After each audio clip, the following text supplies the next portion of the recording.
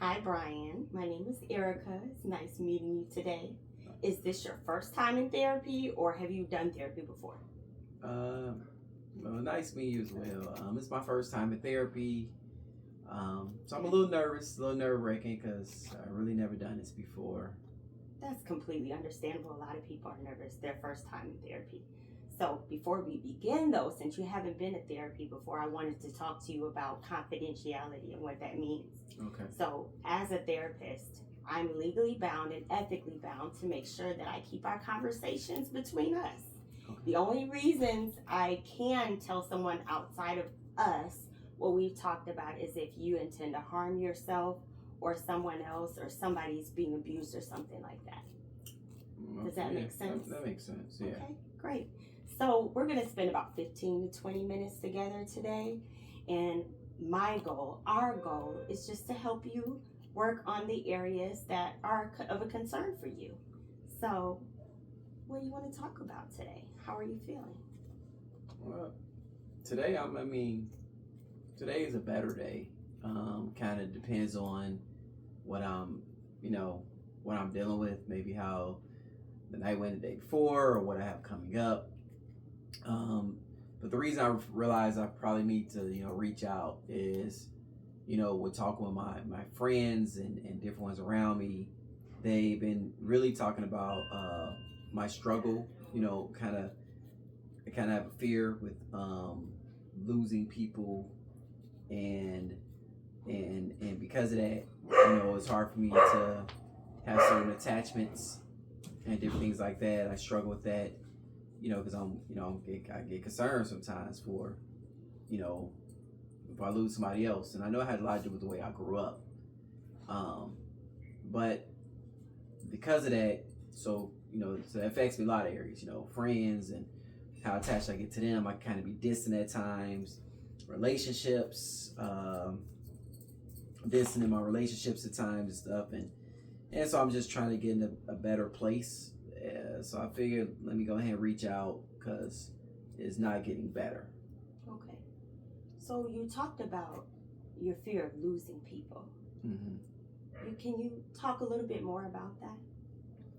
Oh, that'd be kind of a long story, but It's okay. I have time. so basically, with the area I grew up in, I didn't grow up I didn't grow up in a safe community. It was pretty bad out there. Okay.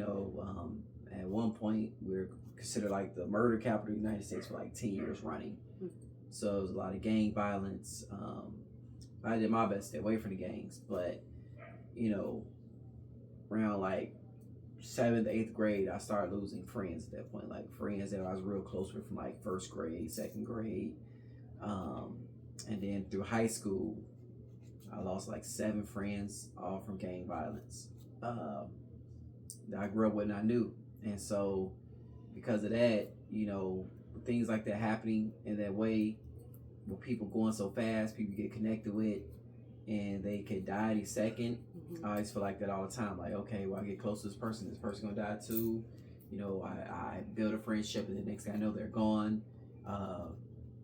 Even some friends that weren't in gang stuff, but because just the area we grew up in, they got caught in stuff they shouldn't, that wasn't intended for them, and they're gone now, they're dead now. So it's just I realize this is I'm having a lot of attachment. I guess that's what one of my friends put, like you seem to have attachment issues, and I'm like, well, I didn't think I did today. Kind of talk a little bit more about it, and then somebody asked me, okay, in your past relationships, how did you, when it came to that, what was something that people complained about with you? And I'm like, that I seemed detached. Okay. And so, I figure, at this point, I guess it won't hurt to just try to figure out if therapy can help me work through this and get me in a better spot. I can see how losing people that you love and care about Mm-hmm. can make you feel like it is kind of hard to kind of stay attached. But it sounds like you've had at least one person that you've been able to talk to about how you're feeling a little bit. Are there people in your life that you can really talk to? Yeah, I get, that's my boy Terrell. Okay. We've been cool, since elementary school. So I got him. I trust that we got a pretty good relationship. But he noticed it at times too, because they're like, hey, we're getting up to go out somewhere.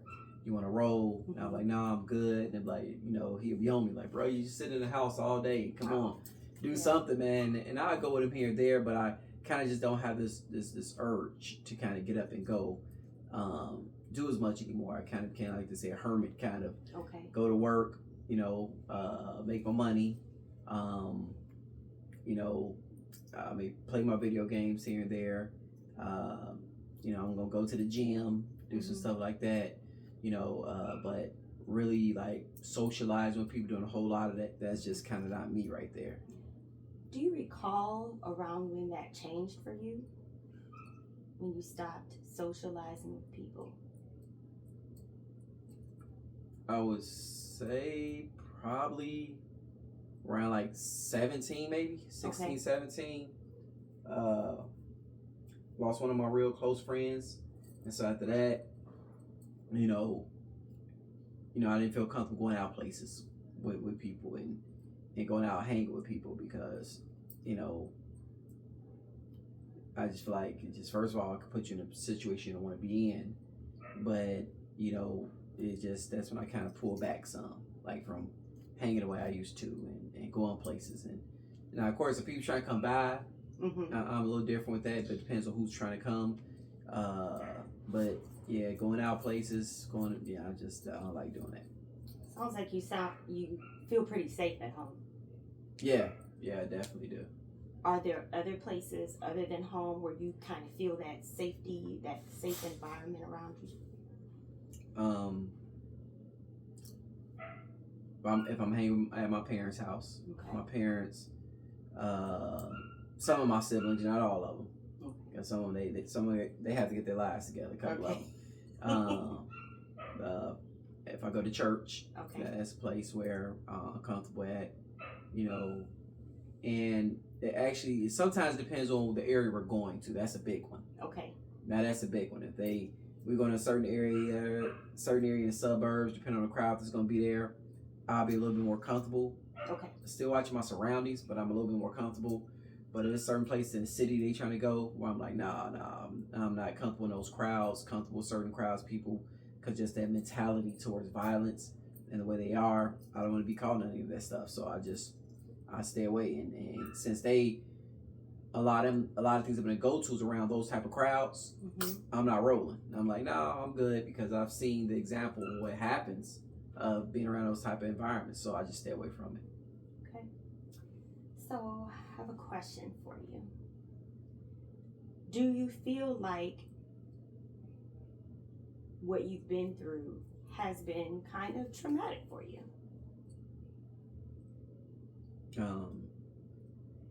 What do you mean about traumatic? Like, what way? Well, let me put it this way. From what I'm hearing from you, it sounds like you losing your friends, not just at a young age, but it sounds like it spanned much of your childhood. Yeah. That became a source of trauma for you. The fact that you could lose somebody or be in danger yourself. That being around crowds makes you feel uneasy and maybe just kind of makes you feel like it might be a dangerous place. And so I'm wondering, do you feel that was traumatic for you, losing those people? Yeah, definitely. I remember when one of my friends got killed. Okay. And I didn't even go to the funeral. Okay. I was like, another friend asked me, are you going to this funeral? I'm like, nah, I'm good, man, because I was tired of just going through the process and seeing the family crying and screaming and so I was like, nah, I'm done doing funerals, no matter how close the person was. I'm like, this is just too much.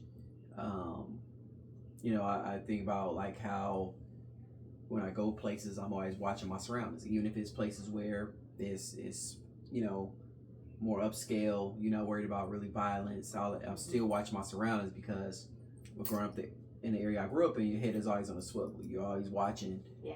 I mean, if you want to take a chance not being hurt, or or something happening to you, you're always on the swivel trying to watch everything, and you can never kind of let your guard down. So, just imagine that as a child waking up and every time you got to play, your head is on the swivel because you're always worried about what something's gonna happen. You walk down the street and you or every car to come by, you're on the porch talking to your friends, and every car that comes around the corner, everybody stop and look, and they're trying to make sure you're okay all the time. And it's traumatic. Yeah, if you want to say it's traumatic growing up that way, and and it's the norm when you're in it. I just know I never liked it. Got it. And so it wasn't until I was kind of like out of those environments that I started realizing how much it affected me. I guess I'll say more. My friends started realizing it. Yeah. And as they were realizing it, I started realizing, like, hold on, yeah, this is a little bit more than just, I grew up in the hood. I grew up, it was rough. But realizing that there were certain things that built in my life that I don't like. I don't like, how I'm responding to it. So,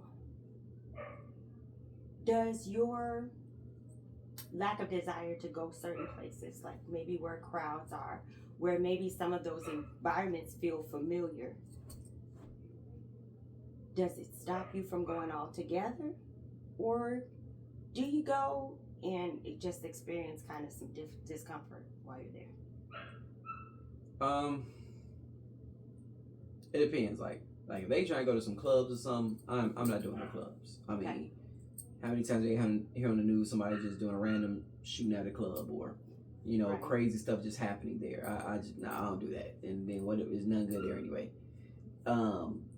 But it's been like some fairs, different like fairs. They have county fairs and things like that, where I can feel the anxiousness on my way of going there, and or they ask me and I'll go, because I'm like, what's the county fair? You should be good at the county fair, and I'm pretty good while I'm there, unless a certain crowd starts coming in or a certain crowd of people. They're there, then I'm kind of watching because I dealt with those type of crowds before, those type of people before. So then I'm watching a little bit more, and that would kind of throw my interest, my I guess I'll say, my enjoyment off. Okay. And I'm kind of more concerned with, okay, let me see what's happening with them to make sure I'm okay, my friends are okay, instead of just really enjoying that time together. I realize I deal with that too, Okay. So go into that a little bit more.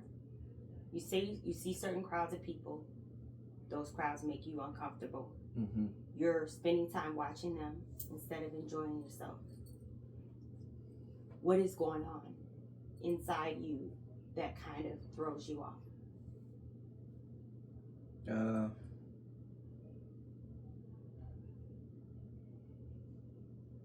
Safety. Okay. The safety part, that's the main thing. That's going to make sure you gotta make sure you're safe. Make sure they're safe. Make sure you're gonna be okay. So safety and security, kind of the area right there. That's a whole lot of it. Is like, and yeah, I guess that's what I can think of right now. Okay. So what I hear you saying is when you feel unsafe, it's even hard for you to focus and enjoy the moment, for you to be present with most friends, family, whatever you're doing. Yeah. It's hard for you to be present when you feel unsafe. Yeah. Is this similar to how you would feel in those moments when you were younger and around certain crowds, or do you feel like this is all new to you? It's probably the same feelings. Okay. And the same feelings come back. It's like, you never kind of put that together. Kind of like, oh, like you just said it, like that was the same emotions, same feelings that I felt growing up, and everything else that I I realized that I kind of feel there. Like I feel unsafe, feel insecure, feeling insecure, I guess you say, and kind of not knowing, and being younger, I couldn't do as much as I definitely can do now to protect myself. Mm-hmm. And so I felt more vulnerable then. Okay. And so now I guess it kind of brings those same feelings back in those moments. And I don't like that, especially when I'm by myself. I don't like that at all. That was a big thing in the hood, not being caught by yourself. And so, safety in numbers. Mm-hmm. And so they got more numbers though, you're not by yourself, so they can bring them back. So yeah, I guess that would be the case. Okay. So when you are with large crowds, for example, Yeah. and maybe a crowd that outnumbers another crowd that kind of makes you uneasy, how do you feel then? I'm okay. I realize that because as you say that, it makes me think about it because like, growing up, that's how we went The everywhere. dog. That's how we went everywhere. That was everywhere we went.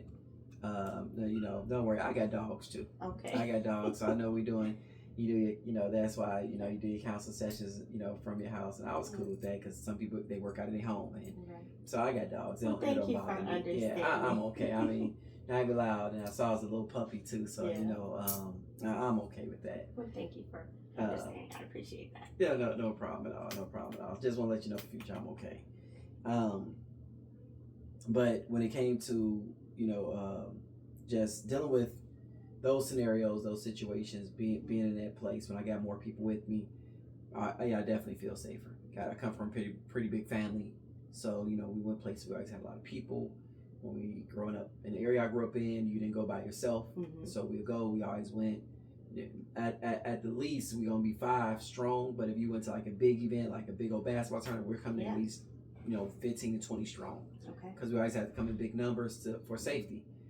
And and as you say, that makes me think about like I play college ball and all that, and I'll be with my teammates. So you got teammates, coaches, everything else. So you're always at least 15 strong, and so you always got good numbers. And so we go to you went to college parties, the whole team, we're going together. Okay. So I'll be resting then. I mean, I still watch because you got that's just I feel like it's wisdom. Still watch what's happening, see if anything about to jump off, but it's not that type of like I guess almost fear there or a little paranoia or really hyper vigilant. I guess I call it being more hyper vigilant. Watch yourself. I'm more relaxed. So you just said something really quickly, but I want to circle back to that a little bit. You say you come from a big family. Tell me about your family. Grew up, my mom and dad. I have 7 brothers, 5 sisters. Yeah, pretty. That is a big family. Yeah, I got a big family. We all didn't grow up in the same house together. 8 of us grew up in the same home though. Okay. And so it was. It was a good home. It's just the community was bad. Okay. Got along with my siblings. Get along with them still. Got along with my sisters. All that was good. My parents, my dad, he was active in my life. My mom. So it wasn't. So the house was pretty well. My father, he's a pastor. Okay. And so the home environment was pretty secure, but the neighborhood, that was it. So the home was my place of sanctuary, safety. Yeah. But once I left out the home, you never knew what was gonna happen. So because of that I just put it. That's maybe probably why I feel safer at home. I never thought about that. I probably feel safer at home because growing up, being home, I felt safe in my home. As I was watching you and you were talking about your family, you were nodding your head saying, yeah, my home environment was good. My family felt good.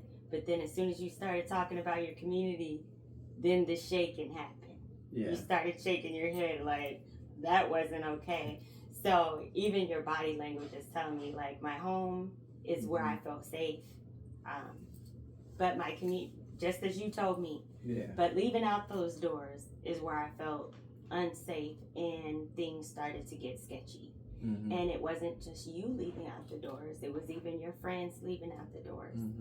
It sounds like it didn't matter if they were older or younger, because a lot of the friends you talked about losing seemed pretty young. So that fear of losing people is a real thing. But you've been talking about your own safety when you go places. So although you've lost people, can you talk about your fear for yourself? What you're feeling? Well, I never want to. Definitely for myself, it's a major thing because I remember that was one thing that I was always big on with. I never want to end up in a situation like my friends, Okay. you know, one of them. And so I try to do my best to stay away from certain environments and certain people, certain places. That my older brothers would talk to me, they were all in gangs and stuff, and they got out, thank God. They stopped all that. Good. But so they used to always be like, you know, watch your surroundings, little bro, watch who you're around, watch who you spend time with, watch, you know, so they were big on that right there, huge. And so I was big on watching for myself, and after seeing people being killed and losing their life and all those different things, it did become like a kind of a fear, worried about dying before I was, 18 years old. Okay. Because you hear it all the time, you're gonna make it to 18, if you're gonna make it, and it's, if you made it past your 18 to graduate high school, it's a blessing, and that should be a norm, but it wasn't a norm where I was at. So because of that, I was always I was concerned about that, about watching myself, so I wouldn't lose my life. That's a real concern. Yeah. It's something that is very valid. Yeah. And I know our time together is coming to a close. There are a couple of things that I wanted to see if you noticed. You said your brothers said something to you. Do you recall what you just told me? That your brothers would say make a certain statement to you. But watching who I was around, watching my environment, I remember saying that part. Yeah. So you told me earlier when we first sat down, you said, I'm always watching. I'm watching people. When I go places, I'm watching my surroundings. Sometimes some of the things people reiterate to us over and over again, even when we're younger, especially like you speak so highly of your family, people that you trust, sometimes we tend to hold on to that, and that plays out over and over in our minds and in our hearts. So when you go places and you might not notice, you might hear your brother saying over again, watch this, watch that, pay attention to this, and knowing that some of your friends maybe have not been as watchful or in some of the places that you felt were not safe places, you don't want to be in that same predicament yourself. So what I'd like you to do before we meet again is, when you go someplace that you see is outside of your comfort zone, right? For you to write down, you have your phone, like a phone, you keep your phone with you. Write down the things that you're feeling and see and note and pay attention to what you're noticing. Yeah. And maybe what might be provoking those feelings. Yeah. Because I think if there's certain things that you pinpoint that you're noticing as maybe an issue for you, that maybe those are the things that we kind of really need to do some more digging into. Are you okay with that? Yeah, that sounds good. Sounds like a plan. Okay, so your first therapy session, how are you feeling about our meeting? That went good. I felt like there's a few things I discovered I never thought about today. So, this was cool. It was cool. I'm glad you think so. I don't want you to walk out feeling terrible. Is there something you want to talk about before we leave? We still have a little bit. I want you to feel great walking out of here, if at all possible. No, today was good. Kind of what we hit on. As we're discovering things. I like that. I thought I was gonna be here, laid on the couch and like you sitting there with a chair, like you see the movies and stuff. And this was cool. This was cool. That it was easy. Okay. I got one more task for you before we leave, though. All right. So, I know you were a little uneasy about therapy. I saw in your intake information that culturally, therapy is not a big thing for you, but you had definitely a really good friend that said, hey, this might be a good thing for you. I want you to consider that the trauma that we talked about earlier that you experienced may be a little deeper than you had considered. And also, I would like you to look up PTSD, which is post-traumatic stress disorder. Yeah. I want you to look that up and tell me how you feel about that, and if you feel like it relates to you and what you've been through. And then we'll definitely talk about that more. I just want to get your feelings on it and kind of feel you out to see what you think about it. Does that sound good? It's cool. Great. Yeah. Well, it was so nice meeting you. I can't wait to see you again. Are we booked already for the next visit? We set up. We got it. So. Okay. Awesome. So you have a great rest of your day, and see you again next week. All right. See you. Thank you.